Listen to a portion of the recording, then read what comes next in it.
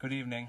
Good evening, and welcome to Rice University. My name is Usama Makdisi, and I'm an associate professor in the Department of History and the first holder of the Arab American Educational Foundation Chair in Arab Studies. I really appreciate your coming out here tonight, especially with the run that's taking place outside and your navigation of the traffic. This is the second in a series of lectures on the Arab world, its history, politics, and culture. The third and final lecture will be held here in this location on the 10th of April, 2008, of course, also a Thursday. Please make a note of the date. The lecture will be given by Professor Lara Deeb of the University of California, Irvine, on the topic of understanding Hezbollah. And the idea behind this lecture series, which began 3 years ago, was to provide a forum for perspectives on the Arab world and from the Arab world that give American students at Rice some sense of the richness of the history of the Arab world and the diversity therein. I'd like to thank the sponsors of this series, the Department of History, the Boniak Center for the Advancement of Religious Tolerance, the Arab American Educational Foundation, and especially the James A. Baker III Institute for Public Policy, whose staff have been very helpful and who are recording and webcasting this event. It's with pleasure that I introduce Professor Joseph Massad from Columbia University. Joseph is a friend and a colleague. He received his PhD from Columbia in 1998, and he's currently an associate professor there in modern Arab politics and intellectual history in the Department of Middle East Languages and Cultures at Columbia University. In the space of a decade, Joseph has marked himself as a leading scholar of Arab culture of his generation. He is at once a historian, a political scientist, and a literary critic. And he excels in all three disciplines. He has lectured across the United States, across Europe, and across the Middle East. He writes a regular column in the Egyptian Al-Ahram Weekly and also contributes to newspapers in the Middle East, such as the Lebanese Al-Akhbar and also the London-based Al-Hayat. But Joseph is first and foremost a scholar. His first book was the well-received Colonial Effects. It was entitled Colonial Effects. It was published by Columbia University Press, and it was a history of the creation and formation of colonial and post-colonial Jordan and Jordanian identity. His second book was a collection of essays published in 2006 entitled The Persistence of the Palestinian Question and published by Routledge. His third and most recent book, which has just been published by the University of Chicago Press, is entitled Desiring Arabs, and it's got an amazing cover, which I want to show you. I think the cover alone is worth the book, although of course you must read the entire book. The cover alone, it's really a striking cover, a beautiful cover, and a remarkable book. It's a book not simply about Orientalist notions of Arab sexuality, but far more originally and far more strikingly, it's about how Arab writers, how Arab societies, both liberal, secular, and Islamist, have internalized these Western stereotypes and have constructed notions of proper sexual mores which have very little in common with what Joseph shows as the actual, more complex and richer history of the Arab world. And he'll be speaking about this book tomorrow at a seminar organized by the Center for the Study of Women, Gender, and Sexuality here at Rice. It'll be obvious to anyone who knows Joseph, who has read his works, who has Googled him on the internet, that Joseph has been profoundly influenced by the late Edward Said, one of the most significant intellectuals of the 20th century, and in interests of honest disclosure, he happened to be my uncle. Edward Said, of course, taught at Columbia until 2003, and at that time and during that time, he took Joseph, who had received his undergraduate degree and his MA from the University of New Mexico, under his wing. He also baptized Joseph into the ferocious politics of Middle Eastern studies in the United States.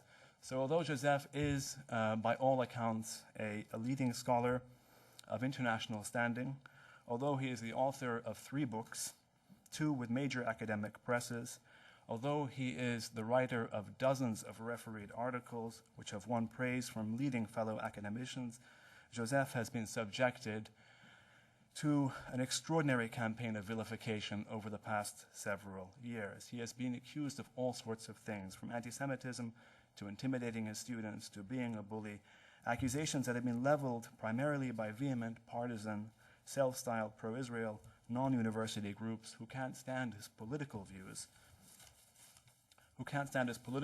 Groups such as the Boston-based David Project and, of course, Campus Watch.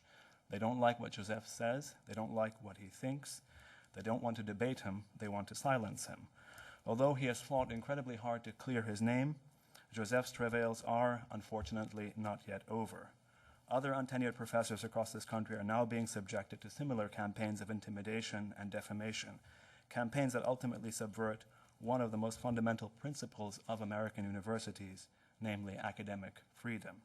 Tonight, therefore, I especially welcome Joseph Massad, Professor Massad, to Houston and to Rice, not simply because he is supposedly controversial, which is an appellation I think best reserved for those fomenting controversy as opposed to those being vilified by it, but because Joseph is quite simply a leading Arab intellectual. The title of his lecture tonight is Semitism and the Palestinians. Professor Massad will speak for roughly 40 minutes, and then we'll take questions directly from the audience. Please join me in turning off your cell phones and in welcoming Professor Joseph Massad.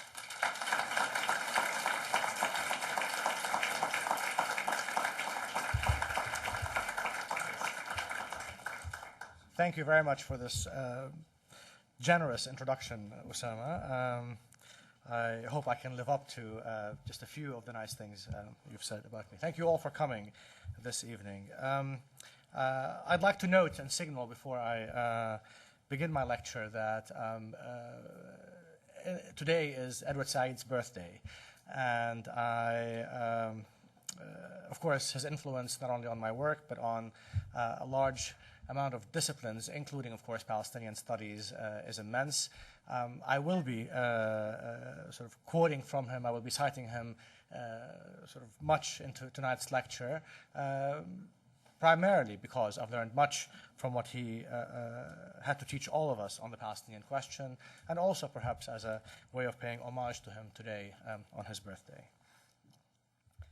What is Semitism, and what does it have to do with the Palestinians? What is the relationship that Palestinians have to Semitism, to the Semite? Does the history of Semitism have anything to do with Palestinians? If so, what is that history? We know much about anti-Semitism and how in popular European and American understanding it has much to do with the Jews as victims of it. Increasingly, the Euro-American depiction has it that Arabs, and often Palestinians, are perpetrators of it. But what is this Semitism that anti-Semitism is opposed to, that it wants to persecute, to oppress?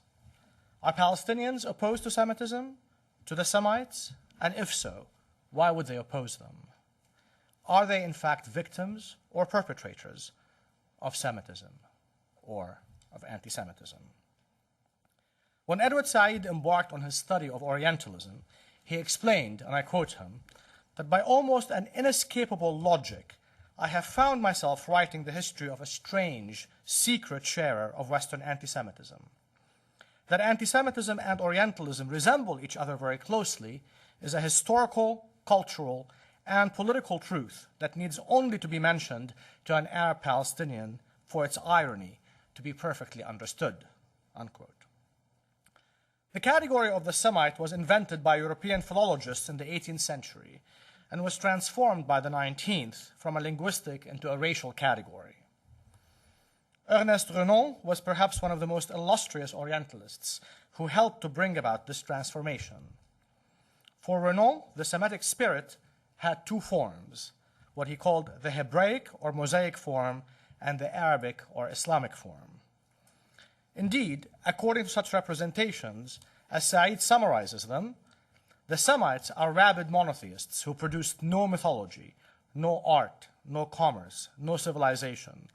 Their consciousness is a narrow and rigid one. All in all, they represent, and here we quote Renan, an inferior combination of human nature, unquote. For Renan, who lived in the 19th century and wrote primarily between the 1850s and 1880s, for him and for Semitic studies, or Semitics as it was called, the Jew, and I quote him, is like the Arab, and vice versa. The construction of the Semite was, of course, a ruse for the invention of the Indo-European, not only in philological terms, but specifically in racial terms, when the Indo-European becomes the Aryan. Shot through with social Darwinism and evolutionist criteria, the Arab and the Jew were seen as manifestations of evolutionary arrest. This is how Said describes how Semiticists represented both groups. I quote him again. In no people, more than in the Oriental Semites, was it possible to see the present and the origin together.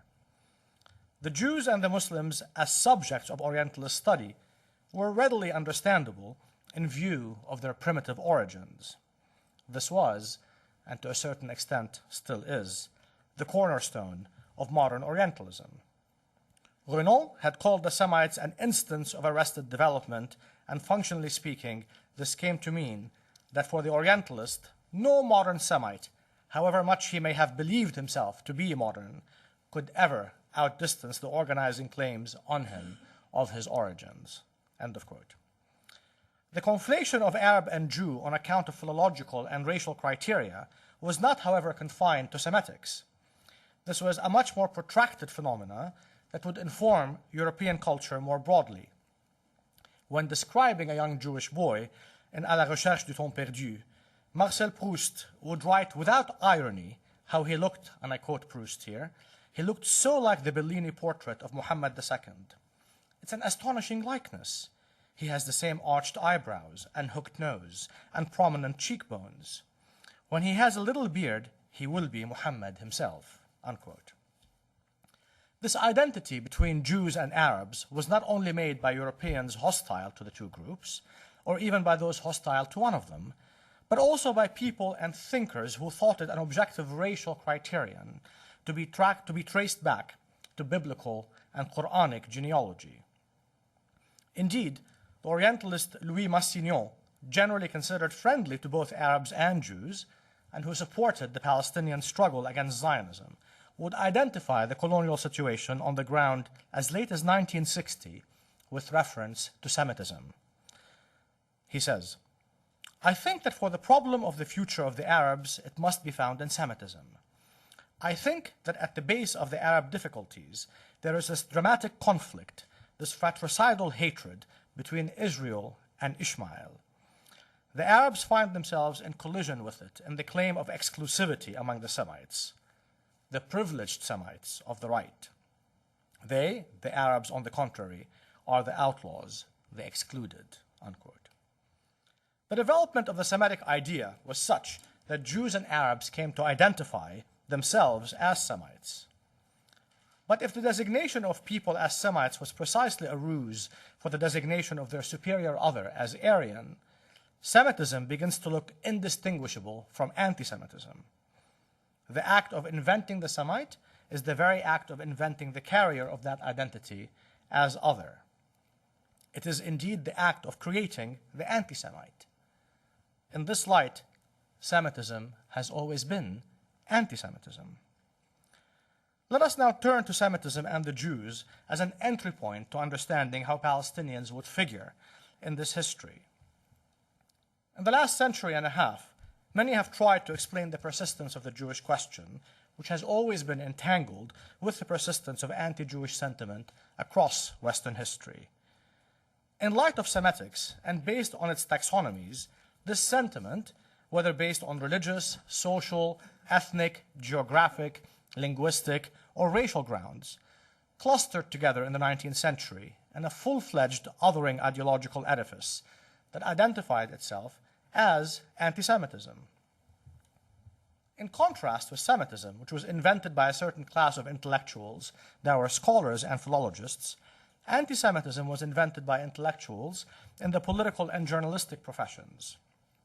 The term was coined in 1879 by a minor Viennese journalist by the name of Wilhelm Marr, and would first appear as a political program titled The Victory of Judaism over Germanism. Marr was careful to decouple anti-Semitism from the history of Christian hatred of Jews on the basis of religion, emphasizing, in line with Semitics and racial theories current at the time, that the distinction to be made between Jews and Aryans is strictly racial. 19th and 20th century thinkers have advanced a number of analyses and proposals to resolve what was called then the Jewish question.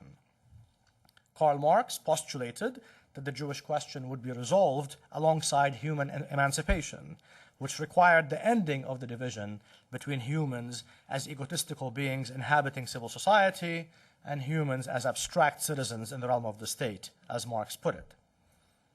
But as such emancipation failed to materialize, 20th century authors with as widely differing views as Sigmund Freud, Hannah Arendt, Theodor Adorno, Max Horkheimer, Isaac Deutscher, Abraham Léon, and Jean-Paul Sartre attempted to analyze the basis of this anti-Jewish sentiment across the ages, with most concentrating on the new ideology of anti-Semitism that emerged within the belly of Romantic modernity. Their answers ranged from psychosexual explanations to socioeconomic ones. Adorno and Horkheimer argued in their classic The Dialectic of Enlightenment that Enlightenment had done away with the dialectic and posited itself as the end of history, and then sought to control everything totalistically. In so doing, Jews were posited and projected by anti-Semites as a negative principle. Thus, Enlightenment transformed itself into the nightmare of Nazism and the mediocratizing capitalism. Léon turned to Marxian economics and posited historical Jews as a people class made necessary by Christian European economics. Freud, among other things, identified the horror felt by Christian boys when they hear of the circumcision of Jewish boys, which they interpret as castration, as one of the reasons for the contempt they feel for Jewish men. Others saw the very basis of Gentile identity as necessitating the hatred of the Jew, wherein Sartre's thesis that, quote, if the Jew did not exist, the anti-Semite would invent him, tops the list. Notwithstanding Sartre's reduction of the Jew to an object of Gentile hatred lacking agency, his important thesis linked the persistence of the Jewish question to the persistence of anti-Semitism. The European Renaissance had been predicated on a rejection of the recent European barbarism. This negative assessment of what came to be known later as the Middle Ages motivated Renaissance and later Enlightenment thinkers to attempt to invent a heroic, glorious past by appropriating Greek civilization and incorporating it into the recently invented Europe. This process was parallel to Protestantism's appropriation of the Hebrew Bible in ways that the Catholic Church had previously shunned.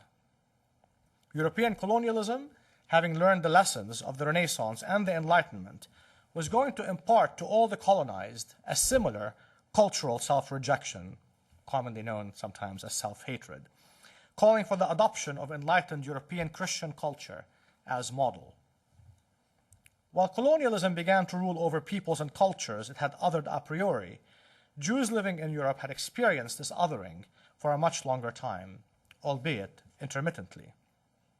The Jewish haskala, or Enlightenment, emerged within this European history of self-rejection and reinvention as an assimilationist project seeking to transform Jewish culture from something identified by post-Enlightened Europe as non-European, if not un-European, into something more in line with the newly invented image of Europe and its Enlightenment. Indeed, Moses Mendelssohn's famous book, Jerusalem, was seen by many as an attempt to transform Judaism into a form of enlightened Christianity, leading many of his critics to call upon him to take the extra step and convert. He did not, but his children did. Reform Judaism, a German innovation, would pick up the mantle of Christianizing Judaism in the middle of the 19th century. The rejection of things Jewish in favor of things European were to define much of the Haskalah project, which saw in assimilation the final integration of an othered Jewry into the new European self.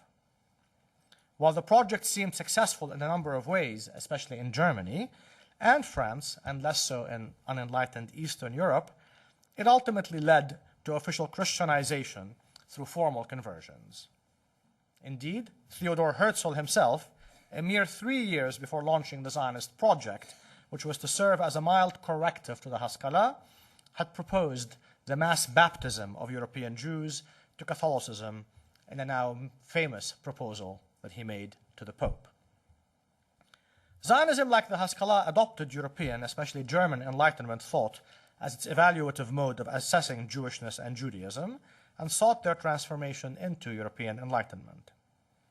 It was not that the anti-Semites were wrong, that Jews had, and I quote, bold, misshapen noses, furtive and cunning eyes, unquote, as Theodor Herzl described French Jews, for example, or that these Jews spoke a debased German that was nothing less than, quote, the stealthy tongues of prisoners, as Herzl described it in Der Judenstaat, but rather that the anti-Semites did not offer a solution to this despicable Jewish condition, according to Herzl.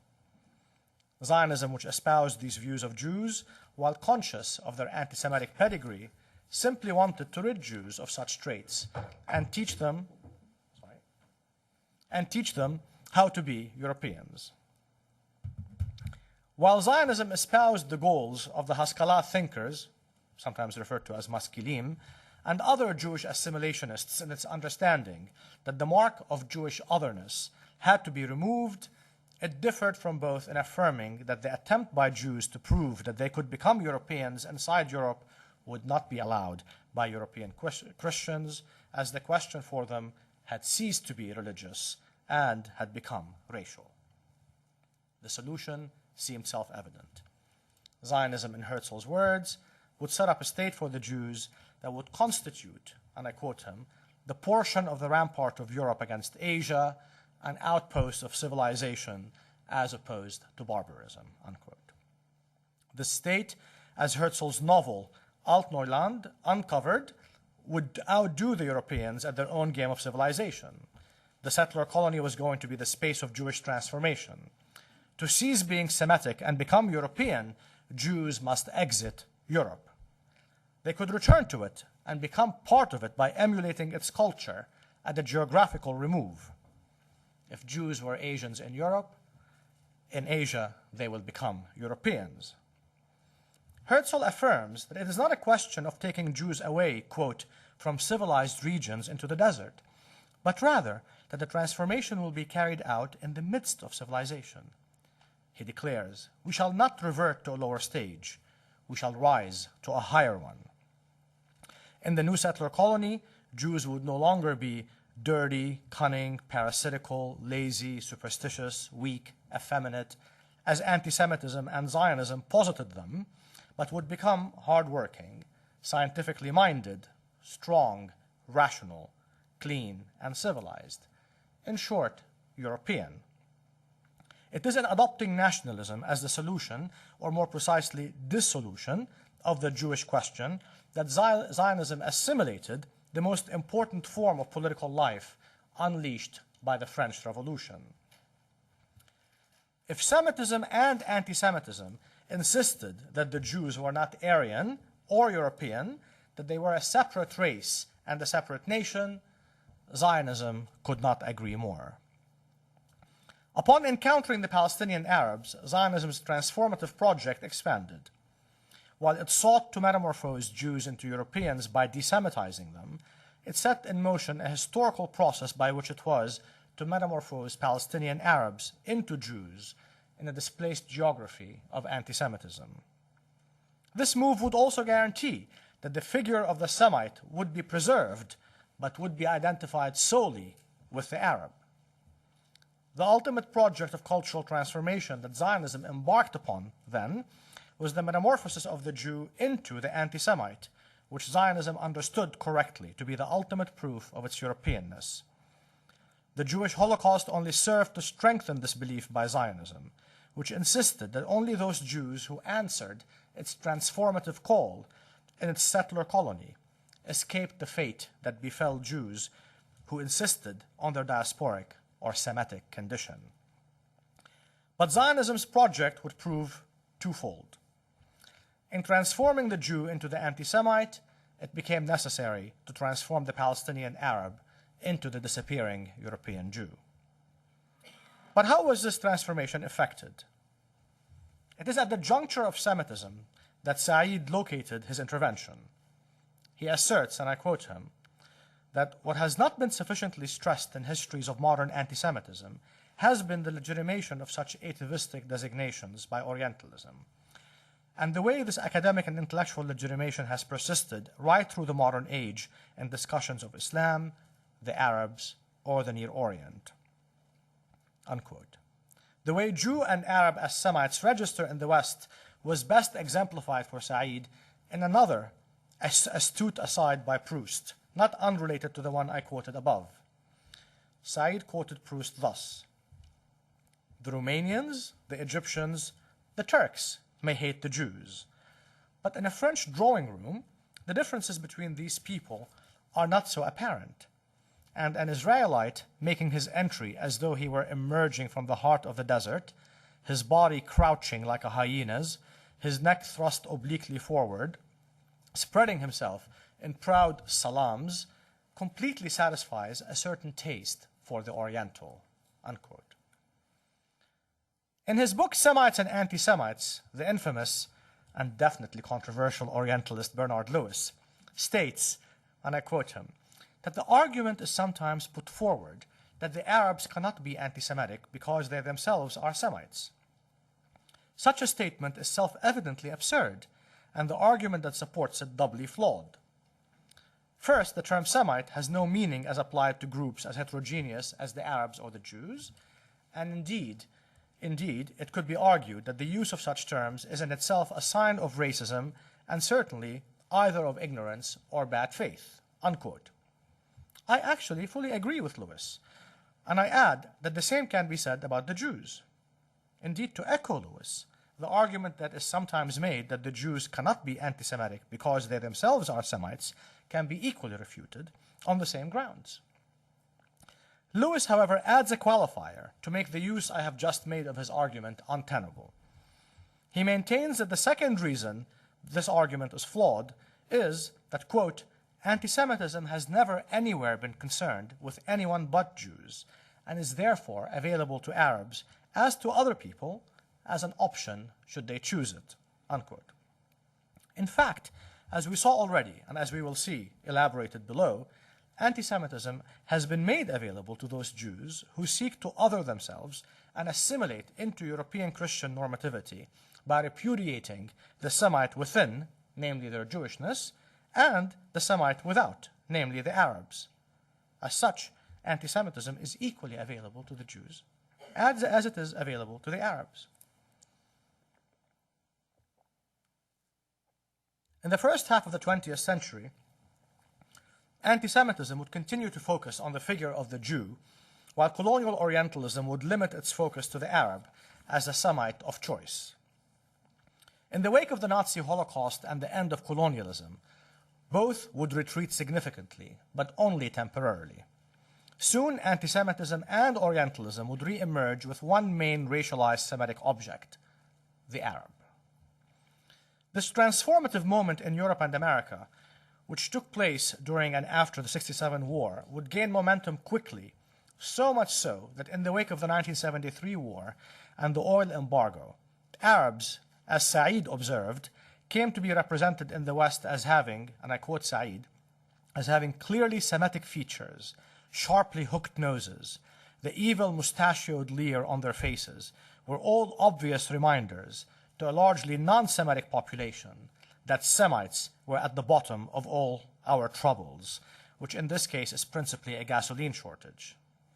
The transference of popular anti-Semitic animus from a Jewish to an Arab target was made smoothly, since the figure was essentially the same, unquote. Here Said begins with the history of anti-Semitism to illustrate his findings about the history of the Arab, and specifically the Palestinian.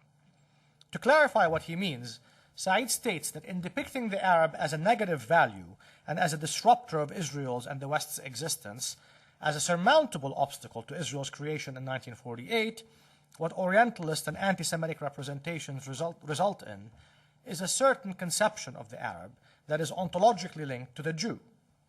Said says, the Arab is conceived of now as a shadow that dogs the Jew.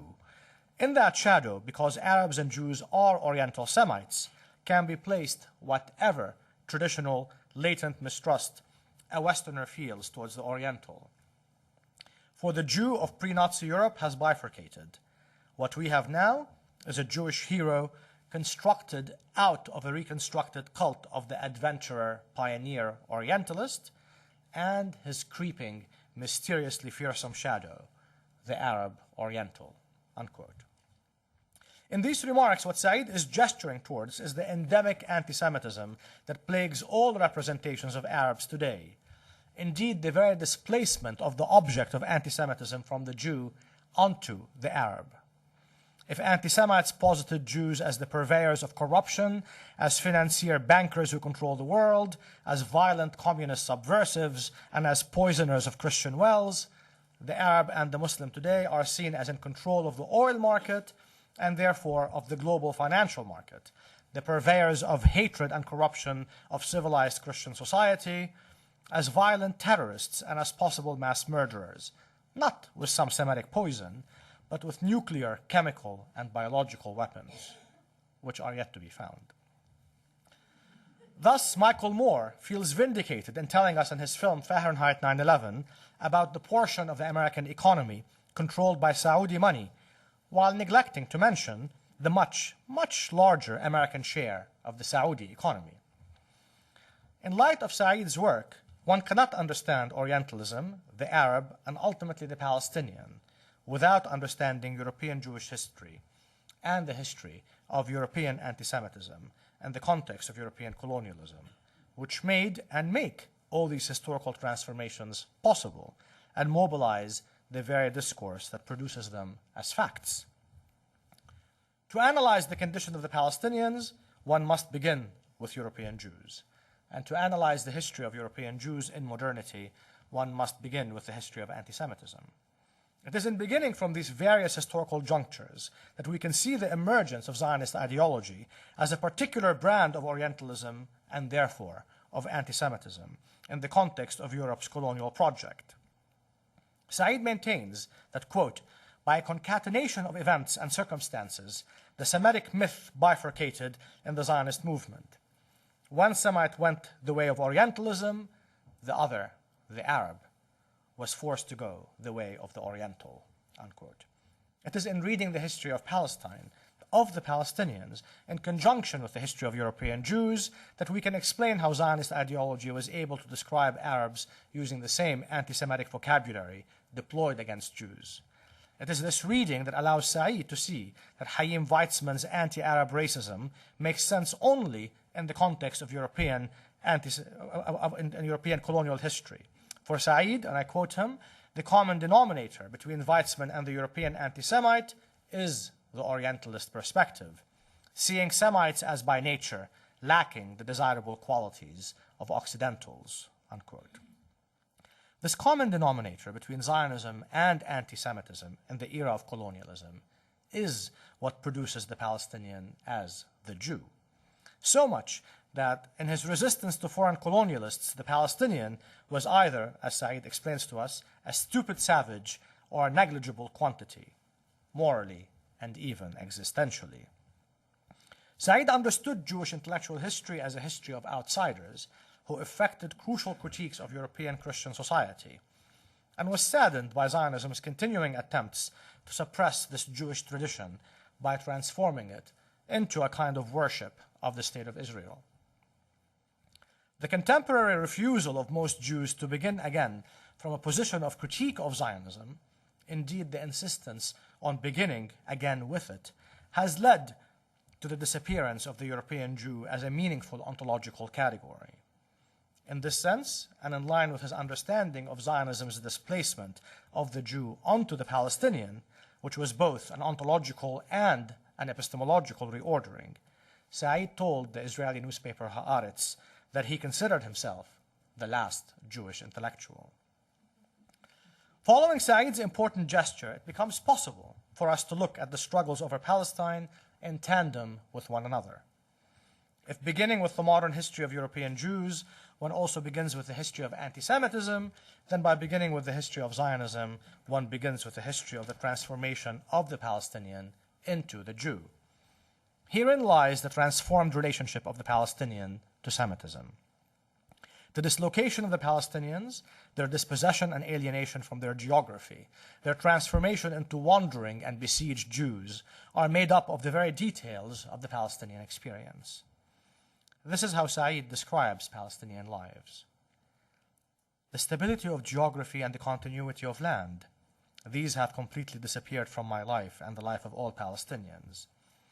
If we're not stopped at borders, or herded into new camps, or denied re-entry and residence, or barred from travel from one place to another, more of our land is taken, our lives are interfered with arbitrarily, our voices are prevented from reaching each other, our identity is confined to frightened little islands in an inhospitable environment of superior military force, sanitized by the clinical jargon of pure administration. In a Western context, Said understood intimately the racial game of civilization that gave merit to the suffering of the civilized and indifference to the barbarians. He understood that the history that transformed the Jew into the Gentile and the Palestinian into the Jew is made up of new interpretations of the history of anti-Semitism, wherein anti-Semitism had to revise its target from the now transformed Jew onto the transformed Palestinian. He avers in this regard, Said does, that we have no known Einsteins, no Chagall, no Freud or Rubinstein to protect us with a legacy of glorious achievements. We have had no Holocaust to protect us with the world's compassion. We are other and opposite, a flaw in the geometry of resettlement and exodus, unquote. Thus, as the new Jews, Palestinian lives must replicate the past of their oppressors. It is there that the varying Palestinian relationship to Semitism is located. In encouraging Zionism, the Palestinians as Arabs in encountering Zionism, the Palestinians as Arabs were transformed from one kind of Semite that was the object of Orientalist othering and racialization into another kind of Semite on whom is displaced the representative and oppressive othering of anti-Semitism. If, as Said's finding has it, Zionism sent Jews the way of Orientalism and the Arabs the way of the Oriental, we can add that it also sent them the way of the Jew as Semite. Therein lies the essence of the Palestinian relationship to Semitism. Today, as Arabs and as Jews, Palestinians have become the quintessential Semites. Thank you.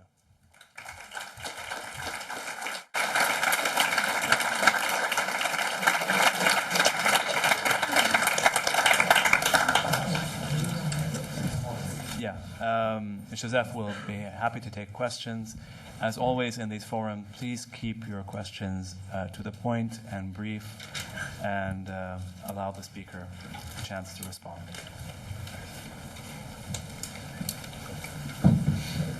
Yes. Apparently, Raise your voice, please.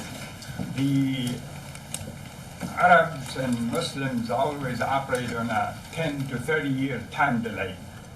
That I believe this anti-Semitism, Semitism, the topic we should have discussed some 10, 20 years ago, because there are far bigger war crimes that are taking place against the Arabs and the Muslims than ever has happened, almost in history of mankind, way back to Genghis Khan. Our main focus, I think, it should be on U.S. and Jewish war crimes in Palestine and Iraq. And if you look at what they have done to Iraq specifically, they're building walls around cities, they're turning them into concentration camps to where Treblinka, Dachau, and Auschwitz make little tiny dots in putting a whole country under siege. And that's what should be the focus I would like to see you point out to this audience what these people are doing, what they're doing to the Palestinians, what they're doing to the Israelis, what they have done to Lebanon. There should be an outcry around the world, not out here just sitting, talking about Semitism and anti-Semitism. Well, I think you've just told the audience what you think they should know, and I'm happy that you did. But this is not the topic of my talk for this evening. I mean, I really wanted to speak about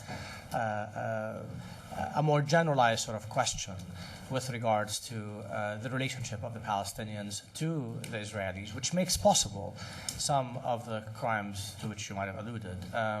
So for me, again, I mean, diplomatic history is available for people to know, but I think we can also do a different kind of analysis, which I attempted to do this evening, that perhaps has a different focus from what you wanted. So. They're destroying our whole culture.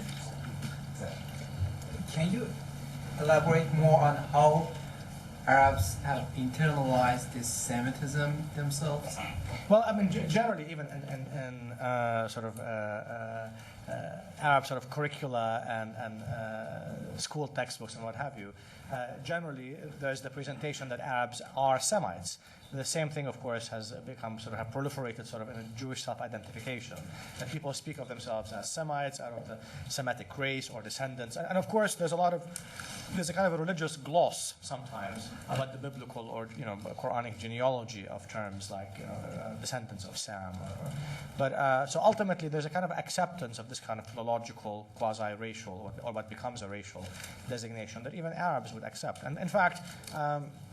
What Bernard Lewis was referring to is precisely what you might hear sometimes popularly in the press or in political debates, where some Arabs who are accused of anti-Semitism would say, well, how could we be anti-Semitic? We are Semites. So there's a declaration of accepting that Arabs are Semites and therefore that they could not be.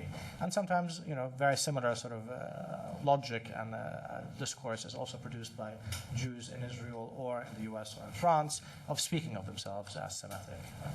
So it's a general internalization. It's an acceptance of this sort of myth produced in the late 18th century and concretized in the 19th century in racial type of thinking. Yeah. Are Palestinian Christians Semites? According to the philological studies, yes, of course, because it's not a religious issue. It's a racial or philological issue, right? As far as Renan was concerned, and those who followed him in the designation, right? So, of course, in that sense, the Palestinian Christians don't escape the Semitic fate, but actually inhabit it just the same way. So it's not religious. Remember, because religion unto itself was also a category that was becoming into a meaningful use as we understand it today only in the late 18th and sometimes people would argue in the 19th century. But still, sort of the transformation, there was the religious-based sort of anti-Jewish hostility in European, in certain periods of certain areas of Europe in the history of those parts of Europe. But they were mostly based on a Christian kind of hostility to Judaism or to Jews as those who have refused to accept Christ as the Messiah. By anti-Semitism as a 19th century phenomenon is not about that. And the famous anti-Semites always made a distinction between the issue of religion, which of course can be overcome through conversion, and race, which cannot. But as race becomes culture, in a way, by the late 19th and early 20th century, the Zionist project understood that racialization won't work in Europe, right? And therefore, the only way to be able to do this project of becoming European or becoming Aryan, if you will, of viewing Jews in the very same way anti-Semitism views Jews, which is as people who, as a nation without a country, it must have a country, it must normalize, Zionism must normalize Jews, which was the term Zionism always used, i.e. they must be transformed into a normative European sort of model. And the only way to do this was nationalism. And those who were assimilationists in Europe were felt to be kind of naive because the Zionists claimed that this would not be allowed in Europe. We can do it, but we have to do it as colonials, as European colonials, carriers of Europeans' history and culture elsewhere in the world. And I think they were not actually very wrong or off the mark. Because remember, many of the countries, European countries, including the US, who refused to take in Jewish refugees, who had anti-Semitic policies at home and would not allow Jews to immigrate, are always very supportive of Israel. and support Israel because Israel for them is an example of a normalized condition of Jews. I mean, so the support of Israel and the hostility to Jewish immigrants or to Jewish populations in Europe are made up of the same kind of position, anti-Semitic position, of that which is Semitic or abnormal is other and therefore cannot be tolerated. And Israeli Jews can be tolerated because, of course, they emulate a form of life that's recognizably European, which is the nation form, and adopt a European culture that's also recognizable. And therefore, they were able to transcend their Semitic condition in a certain way. Yes? Is the term anti-Semitism still a popular term outside the United States at this time, or do you see that only mentioned here in the U.S. by certain groups attacking professors like you who talk about these topics at certain corporate media outlets? Nowadays, pretty much here, anybody who is anti-Zionist or anti-Israeli occupation atrocities is called anti-Semite by default almost. Do you see that a problem worldwide or only here? Well, no, it's also, I think, I mean, it's clearly a very much used term in Europe as well. Now, I mean, it's not only in the States, although perhaps you find it sort of more commonly used in the U.S. But no, I mean, the thing is, I mean, the amazing aspect of this is that Zionism has repudiated sort of Jewish history and Jewish culture as they existed in Europe.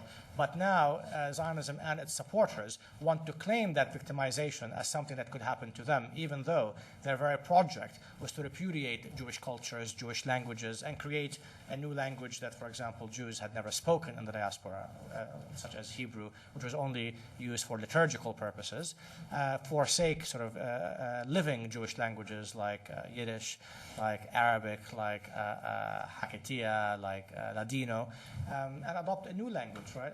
And of course, the idea was that I mean, this was not a kind of epiphenomenal aspect of Zionism, but actually Zionism was based on a kind of engineering, right? It spoke of the transformation or perhaps the creation of the new Jew, the Jew which is unlike the one that lived in Europe, who's not stamped by the experience of Jewishness and therefore anti-Jewishness. So Herzl was very clear that Jews caused anti-Semitism. He spoke in Der Judenstaat. He would say how wherever Jews went, they carried anti-Semitism with them. He didn't blame them, but he didn't say that. He said they were responsible because they were not normal, and therefore the only way to end anti-Semitism is to actually end this non-normality of Jews, this abnormality of Jews, by transforming them into a people like all other peoples. And since, of course, Jews had been made a racial category, an ethnic category in the 19th century, and therefore a national category, nationalism seemed to him a very feasible project. The problem, of course, was that there is no land or country. So colonialism came in to help out with this project. Yes, in the back. You talked about how Jews had become Europeans and Arabs became the Jews. Is this process seen along with Jews in Israel that are of Eastern European origin compared to the Jews of Arab countries? Is this like sort of that kind of discrimination? Well, I mean, of course, I've written about that actually. It's a very important sort of procedure of what happened in Europe. I mean, in Israel. I mean, basically, a lot of the anti-Semitism that you had from Christian Europeans toward Jews ultimately would be adopted by German Jews, who were the most secular and the most sort of assimilated, as in the way they represented East European Jews, what used to be called the Ostjuden. And then in Israel, ultimately, East European Jews would assimilate into Western forms of culture and use that very same representational sort of strategy to describe Jews from the Middle East, Arab Jews or Iranian Jews. But at the same time, I mean, what you have is, of course, a big identity crisis among Jews of Middle Eastern background in Israel.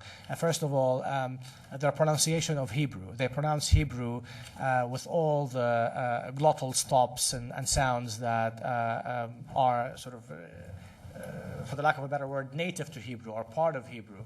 And since European Jews could not pronounce any of these sounds and transformed the pronunciation of Hebrew into a form of German or Russian of sorts, the actual proper pronunciation of Hebrew that many of the Arab Jews exercised was seen as a wrong pronunciation and also as a mark of low culture and low civilization. So you would see a lot of assimilation by many Arab Jews to mispronounce, for example, the ayn or the het when they speak Hebrew, to emulate European forms of mispronunciation as the proper and sort of more mobile, class-wise kind of pronunciation of Hebrew. The well-known Mizrahi activists, they're called Mizrahim, of course, Arab Jews and Iranian Jews.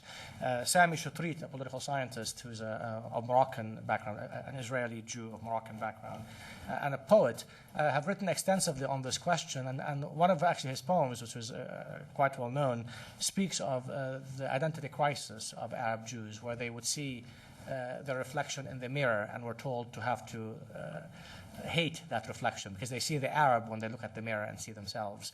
And that's one of the explanations for some of the cultural attitudes that had been discerned and hostility that had been discerned by some groups, some among Arab Jews toward Palestinians and toward Arabs. A larger kind of self-hatred, because of course often they can be mistaken for Arabs by the Israeli police and had been historically. So it complicates the story further, of course. Yes, sir. Do you see Europe's attitude toward the state of Israel in backing Israel against the Palestinians or against the Arab? Is it, a step toward normalization of the Jews, or it is actually a continuation of the anti-Semitism? Well, it's both, right? If for the Israelis, ultimately the project is to Europeanize, is to recreate themselves as a European society. The European society, exactly sort of as Sartre put it, right? If the Jew did not exist, the anti-Semite would have to invent him. There's this kind of binarism for identity to work. For sort of the architects of Israeli identity and culture, in large measure, I think the Palestinian is a necessity. As a Jew against whom one has to fight, as the primitive, as the parasite, remember the descriptions, for example, of Palestinians by Zionist ideologues is that Palestinians lived parasitically off the land. They were not, this was a desert, that when the Jews, as proper workers with the Protestant work ethic came in, worked the land and produced it. Whereas the Arabs, the Palestinians were just parasitical. Not unlike, of course, what Jews used to be called in Europe, on account of the anti-Semitic representation of Jews as only usurers and therefore living parasitically off European society and not being productive. So these kinds of parallels are actually, this is just one example of many of these types of this kind of representative strategy. So yes, I think on the psychological and or existential level, I do think the project of constantly fighting against the Palestinian as Semite is part of a project of Europeanizing yourself and making sure that you are European, and therefore, in that sense, anti-Semitic against those elements that you must externalize, those parasites, those primitives, those irrational people who are unable to be intelligible to civilized Occidentals like Israeli Jews had become or have become. All right. You mentioned briefly 1967. I was wondering if you could speculate about the extent to which the transformation of Jews into Europeans and Arabs into Jews might have been different if the outcome of 67 was different. Because of the role that Israel then took on for the Western world. No, but I think that process had begun, of course, in 48, right?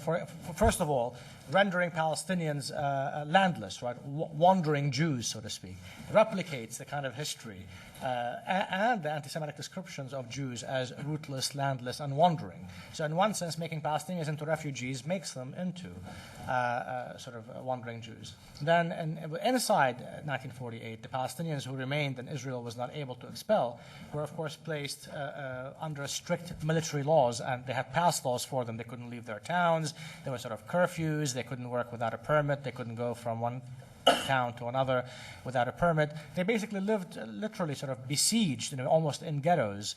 Also not unlike many of the ghettos that European Jews lived in Europe as well. So in that sense, that process of transforming the Palestinian into the Jew had begun much earlier. And between 48 and 67, it was quite perfected.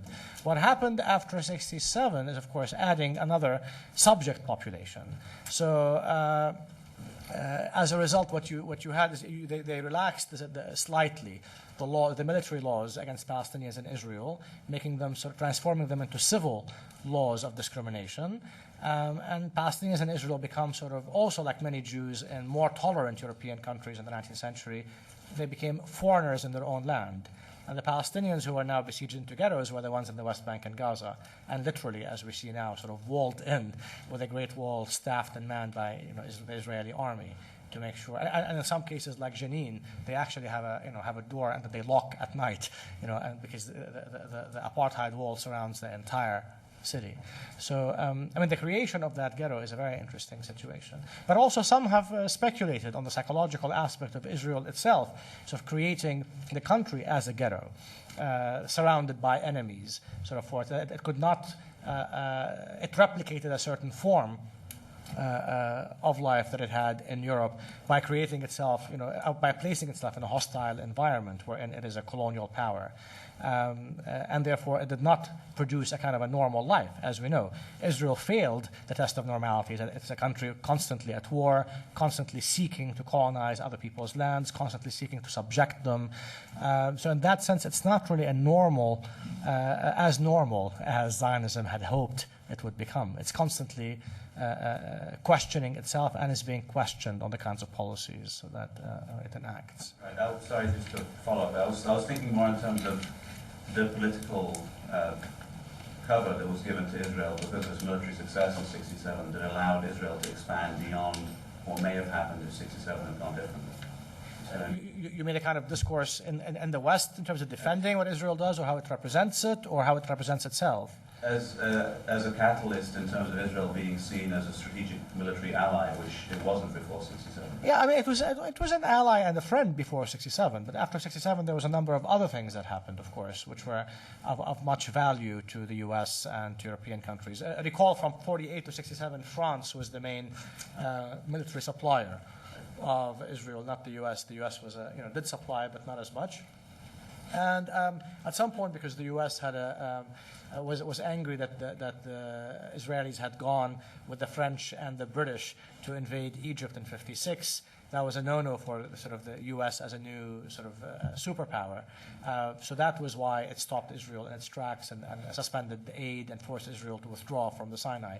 In '67, it was a much more important thing. The U.S. had been engaged in all kinds of low and high intensity warfare across the globe in the Cold War, trying to bring down popular regimes, as it had done, for example, to Sukarno in Indonesia in '65, to Nkrumah in Ghana, Chile in '73, Goulart in Brazil in '64. It tried to do the same thing with Nasser.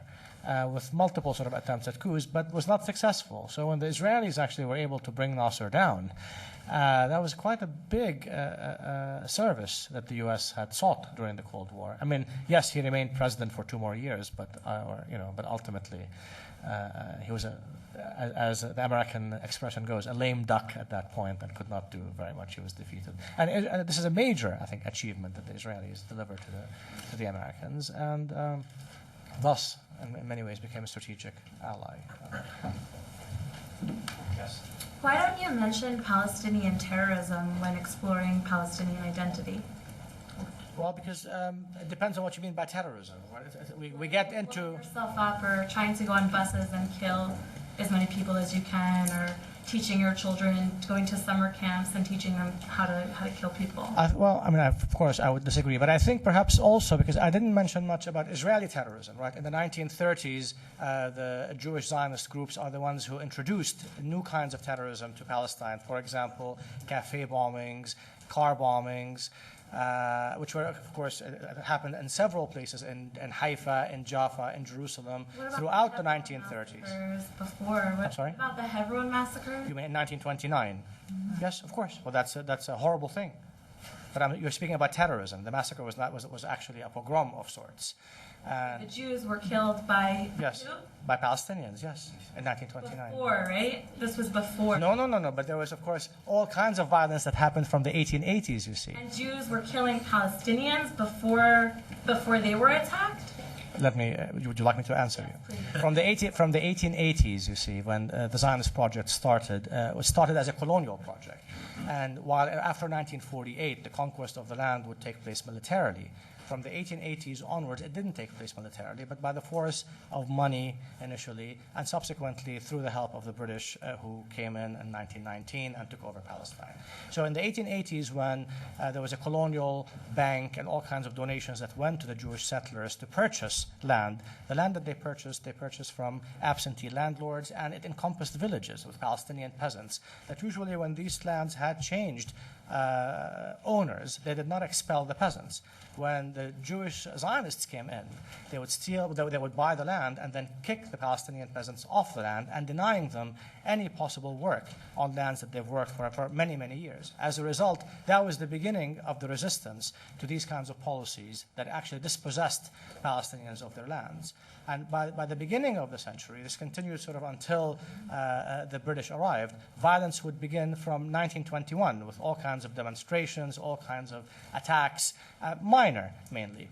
The 1929 issue of Hebron, of course, the victims of the Hebron massacre were, of course, Palestinian Jews who were Arab Jews and not the Zionist settlers. And this was, unfortunately, to the credit of Zionism, which convinced not only its supporters, but also its enemies, that it represented all Jews, and it spoke for all Jews, when in fact it did not. That many of its actions against Palestinians came to be seen as actions by Jews and not by some Jews who espoused the Zionist line. And as a result, of course, this horrible sort of murder of Jews happened in Hebron. And of course, Palestinians also were killed in the mayhem.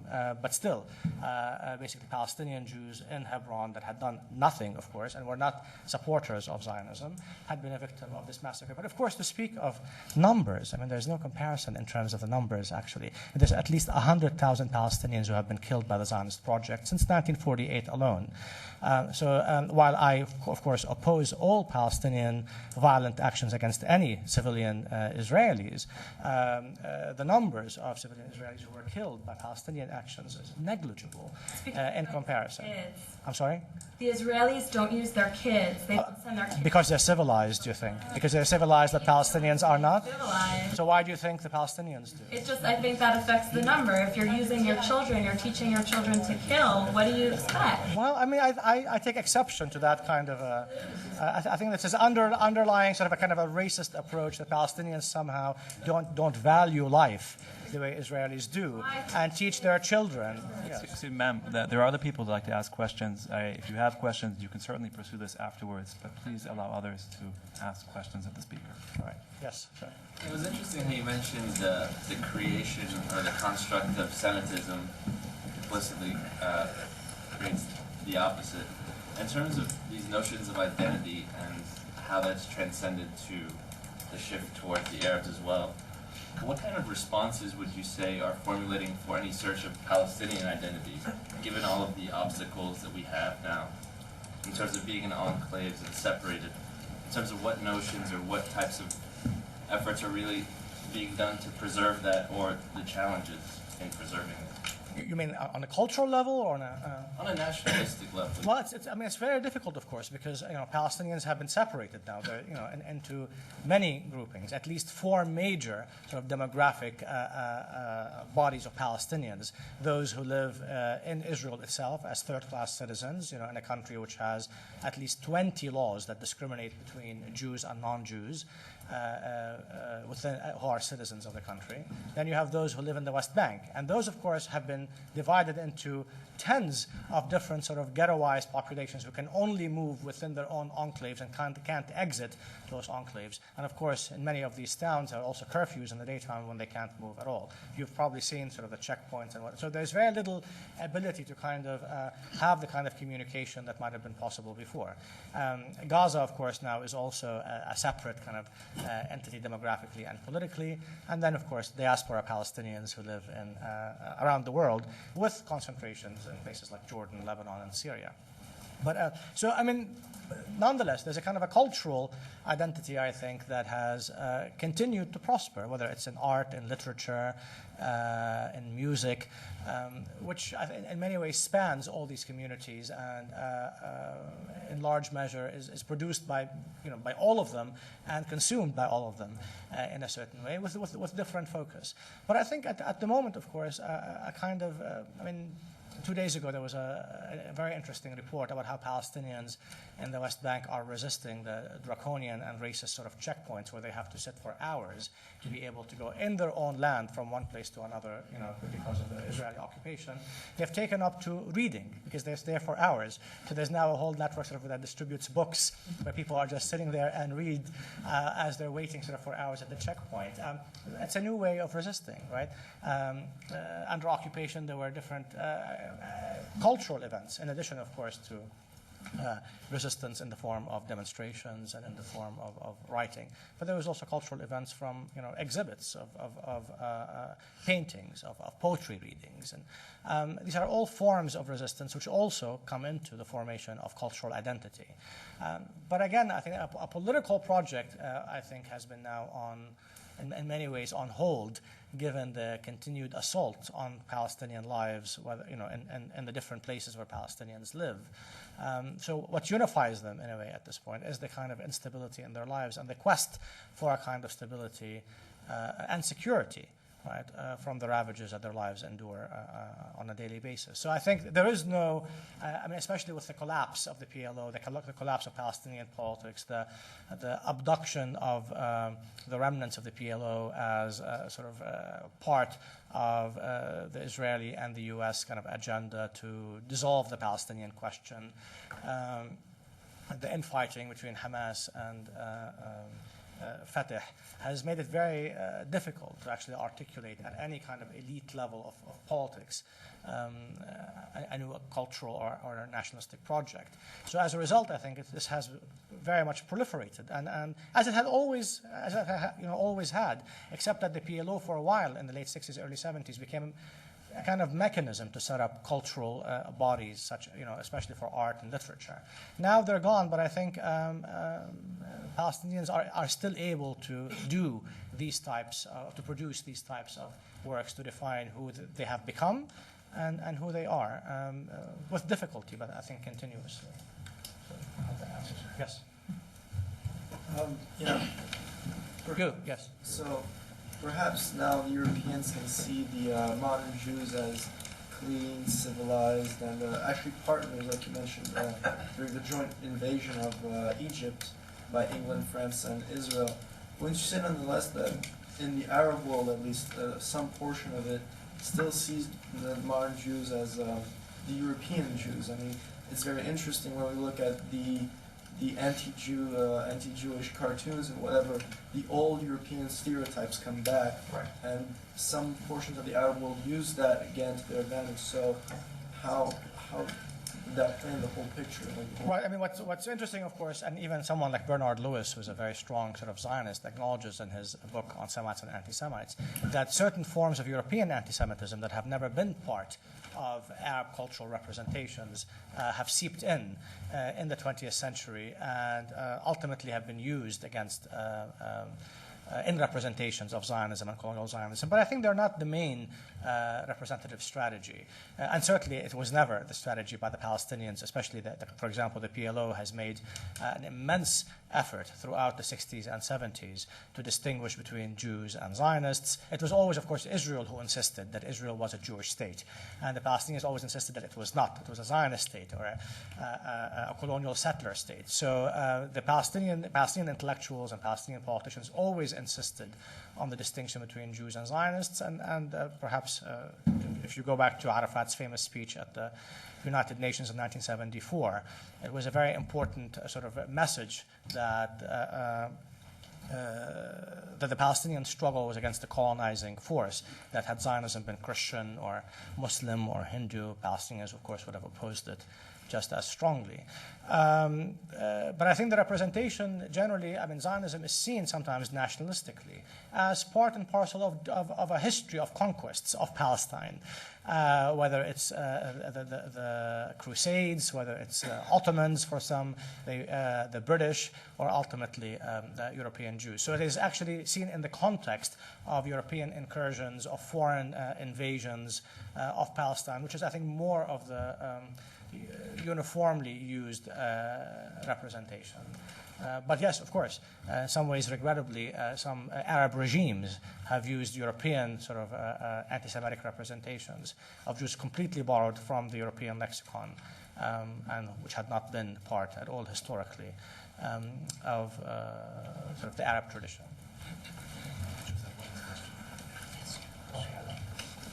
Going the other way, have we seen old ways of looking at Jews, perhaps from the 1700s or 1800s, have we seen those applied to Arabs and Muslims living in Europe now? Yes, in large measure, yes, of course. I mean, the whole crisis of the presence of Arabs in France, of Turks in Germany, of Muslim, what is called Asians, mostly of South Asian, back what in the US we call South Asian, in Britain. Especially the Muslim segment of it, much of the representation is very much the same. The arguments about immigration.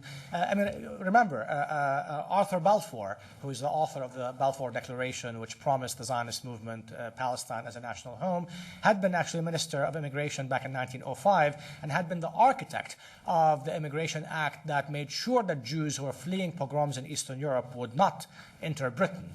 Right? So the same people who were... and the language that was used to oppose East European Jewish immigration into Britain as communist subversives is not, of course, unlike the kind of language used today about Islamic terrorists, about sort of fanatics with new dangerous ideologies, and what have you. So this issue, especially in France and Britain, I think has been a big issue, and the representative strategy is, I think, in large measure borrowed from anti-Semitic representations. One last question. Yes, sir. I understand the construct of the word anti-Semitism, but I'm just wondering, I mean, how we defeat that. If you know, what am I? Am I an anti-Semite, or am I anti-Zionist, or am I anti-Israel, or am I anti-colonialist, or I mean, they use this term so easily to describe all of us as anti-Semites, and you know, we seem helpless to defend. When you say they, you mean those who are supporters of Israel? Yes. Okay. Well, I mean, I think I'm hoping that in tonight's lecture I had tried to at least unpack the term a bit for us to see what kind of history it has had and what kinds of uses it can be put to. Clearly, I agree. I mean, there's a whole lobbying strategy that tries to delegitimize any attack, any criticism of Israel as to be seen as an attack on Jews. But of course, for me, it is the anti-Semites are those who think that anyone who criticizes Israel is an anti-Semite. Because, of course, when you criticize Israel, you're criticizing the Israeli government and Israeli policies. You're not criticizing Jews. Only those who reduce Israel to Jews, they are the anti-Semites. So anyone who thinks that attacking Israel is anti-Semitic is the anti-Semite, because those people think that Israel represents all Jews. I don't believe Israel represents all Jews. The majority of Jews around the world have not elected Israel to speak for them, have not supported it. As we know, even at least half of America's Jews have never even been to Israel, nor want to go. And the other half who've gone to visit have gone to visit on a tour of Jordan and Egypt and of the Middle East, and not a specific sort of visit to the country. So, I mean, Zionism in that sense, of course, has failed to garner the support of the majority of the Jews of the world. Remember, I mean, basically Zionism was able to establish a state because the majority of the Jewish population that it received were refugees who nobody else wanted to take. the majority of European Jews who survived the Holocaust did not want to go to Israel. Many tried to come to the US, who would not take them. Many tried to go back to their own homes, and they were attacked by anti-Semites in their own small villages in Poland or elsewhere. So ultimately, most of the Jewish population who ended up in Israel ended up there not because they supported Zionism, but because they had no other place to go. So Zionism, in large measure, failed miserably at recruiting the majority of Jews. And today, of course, it still has a minority of the world Jews in its country, because the majority of Jews who may care about it, may support some of its policies, are not Zionists. They don't want to live there. 10 million strong around the world, American Jews, Argentinian Jews, Russian Jews, the majority of Russian Jews who wanted to come to the US, Israel made sure that they would no longer get all kinds of visas to the US and Western Europe, and many ended up having no choice but to go there. And as you know, half of the so-called 1 million Russian Jews who went there, possibly 2/3, it depends on the different studies that are out there, were actually Christian and not Jews. They're economic refugees trying to get out of Russia after the fall of the Soviet Union. So in that sense, I think we have a ready answer for anyone who thinks our criticism of the Israeli government is in any way anti-Semitic. As you could see from the lecture tonight, it is in defense of the Jewishness of Jews against the onslaught of anti-Semites, whether Zionists or not. These are the people who want to reduce Jews to Israelis and Zionists. They want to make Jewish life center on Israel, which it never was and continues not to be. This is the struggle that Israel and its defenders want to impose. Mostly, I mean, what they want to have control over are the Jewish communities around the world, which is why they want to control this kind of discourse.